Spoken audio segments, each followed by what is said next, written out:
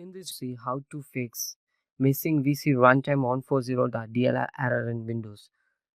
First you need to go to run and type the following text appwiz.cpl and click enter. Once you click enter, it will directly goes to the uninstall or change a program page. In this you need to check for Microsoft Visual C++. It has both 86 and 64-bit, and right click it and you have seen the change and click the change and you have see the modify setup is there. You need to click repair and it will entirely modify or repairing the setup program.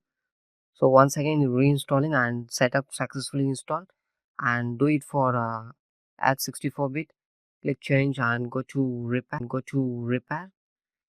If you have any issues or missing DLL, it will show in this. Yes, setup successfully installed. So if is in this case it's okay, there is no missing file. If any missing file, it will shows uh, missing. So in that case you need to go to latest Microsoft updated Visual C++. You will need to go to the official website, don't need to go other website. This is the official website. In this you need to go and scroll down and you can see the 64-bit 86-bit or there. In this you need to click directly, you need to click the link.